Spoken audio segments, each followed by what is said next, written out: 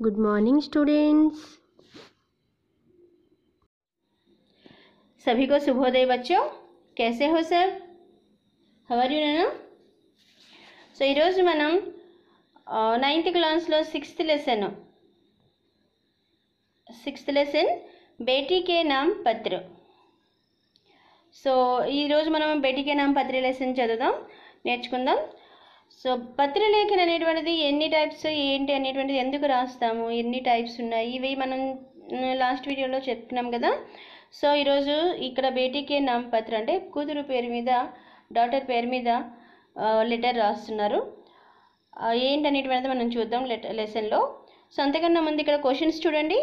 చిత్రమే క్యా దిఖాయి they రహా high. So ఈ పిక్చర్లో మనకి ఏంటి కనిపిస్తుంది అని అంటే, ఏక్ లడ్కా అంటే ఒక అబ్బాయి కనిపిస్తున్నాడు, ఏక్ థైలా అంటే ఒక బ్యాగ్, స్కూల్ బ్యాగ్ కనిపిస్తుంది, और एक लड़के के हाथ में एक कागज. సో అబ్బాయి చేతిలో ఒక పేపర్ ఉంది, అవునా? బాలక్ క్యా కర్ రహా హోగా అంటే బాబు అబ్బాయి ఏం చేస్తూ ఉండొచ్చు అని క్వశ్చన్. क्या कर रहा होगा అంటే ఏం చేస్తూ ఉండొచ్చు అంటే బాలక్ ఉస్ పత్రకో ఉస్ కాగజ్కో పढ़ रहा होगा అంటే అక్కడ ఆ బాయ్ అక్కడ ఆ లెటర్ని లేదా పేపర్ని చదువుతూ ఉండొచ్చు, అవునా? సో నెక్స్ట్, हमारे जीवन में पत्रों का क्या महत्व है. हमारे जीवन में पत्रों का क्या महत्व है. మన లైఫ్లో ప్రతి ఒక్కరి లైఫ్లో కూడాను, ఎవరి లైఫ్లో అయినా సరే లెటర్స్ యొక్క ఇంపార్టెంట్ ఏంటి అని క్వశ్చన్. లెటర్స్ ప్రతి ఒక్కరి లైఫ్లో కూడా చాలా ఇంపార్టెంట్. ఎందుకంటే మనం మన ఫీలింగ్స్ని ఎదుటి వాళ్ళతో షేర్ చేసుకోవాలి అని అనుకుంటే అది లెటర్స్ త్రూగానే మనం తెలియజేయగలం, అవునా? మన ఫ్రెండ్స్కి, మన రిలేటివ్స్కి, ఎవరైనా కావచ్చు, మన పేరెంట్స్, మనం దూరంగా ఉండేటప్పుడు మన పేరెంట్స్కి అయినా సరే మన బాధల్ని కానీ మన సంతోషాలని కానీ త్రూ లెటర్ మనం మెసేజ్ అనేటువంటిది అందించడం జరుగుతూ ఉంటుంది, అవునా కాదా?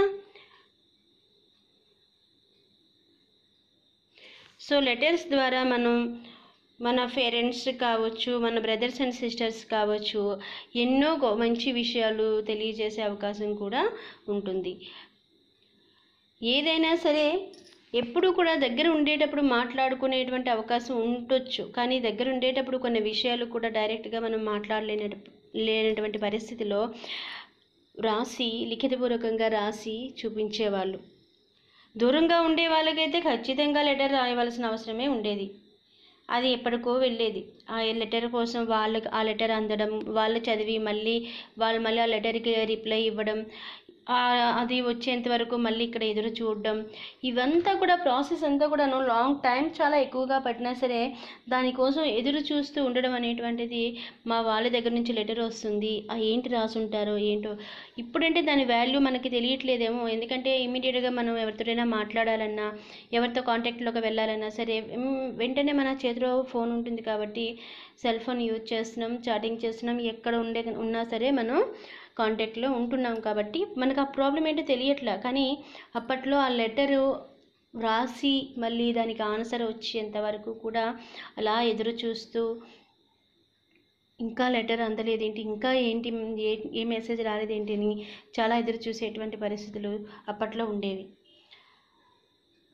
సో లెటర్స్ అనేటువంటివి చాలా ఇంపార్టెంట్ ప్రతి ఒక్కరి లైఫ్లో ఇప్పటికీ కూడా, ఓకేనా? उद्देश्य చూడండి అక్కడ,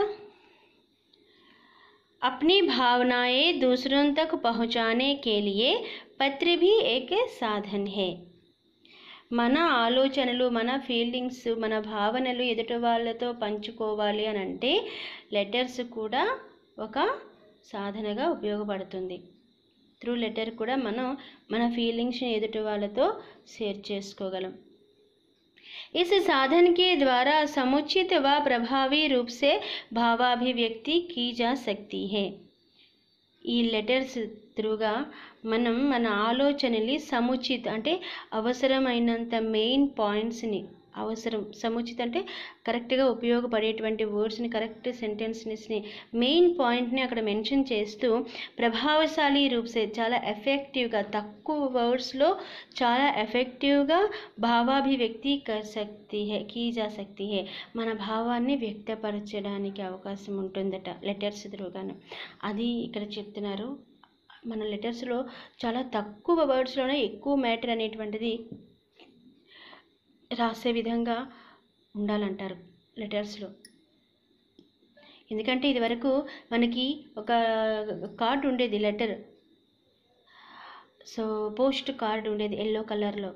జస్ట్ మన మొబైల్ ఇప్పుడు ఎంత కనిపిస్తుందో, మరి మన ఆండ్రాయిడ్ ఫోన్ ఎంత ఉందో అంతే కార్డు ఉంటుంది. అందులో వన్ సైడ్ ఫుల్గా రాయొచ్చు, సెకండ్ సైడ్ హాఫే రాయడానికి ఉంటుంది. ఎందుకంటే హాఫ్ మనం ఏదైనా మ్యాటర్ రాయడం, సెకండ్ హాఫ్ ప్లేస్లో అడ్రస్ రాయడానికి ఉండాలి.